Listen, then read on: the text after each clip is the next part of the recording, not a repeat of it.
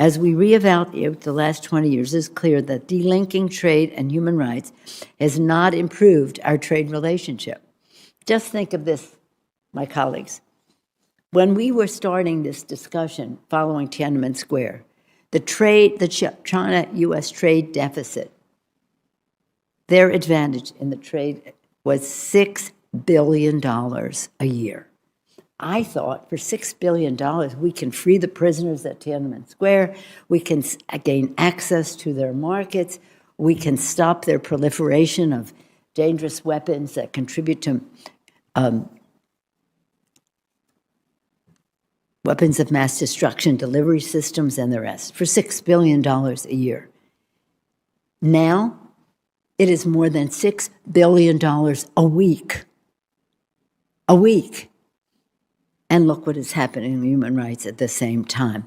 At the same time, the CCP's exploitative labor practice create unfair competition for American business and workers, prison labor, and it's a bad deal for American businesses too, subjecting themselves to intellectual property theft and access to Chinese markets.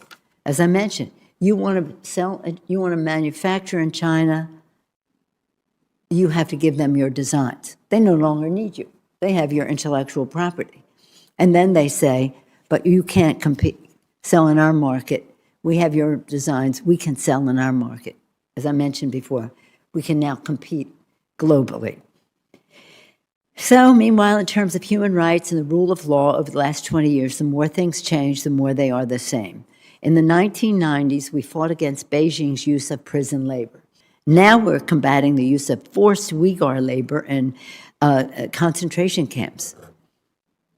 Meanwhile, the world has witnessed the PRC's decades-long campaign of terror and repression in order to achieve total coercive control. First, aggression against the culture, not first, but from the aggression against culture, religion, and language of Tibet, which we witnessed when we visited there.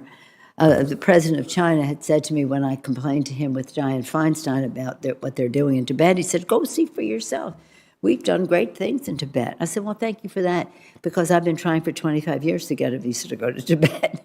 But now that you're asking us to go see for ourselves, we went. And that's when Mr. McGovern was our spiritual leader on that trip.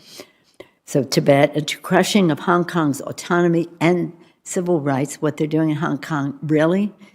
To intimidating the people of Taiwan. With that, we have made it clear to the CCP and to the world that America not only knows, remembers, and will call it to the attention. Make no mistake, if we don't speak out for human rights in China because of economic reasons, we lose all moral authority to talk about human rights any place in the world.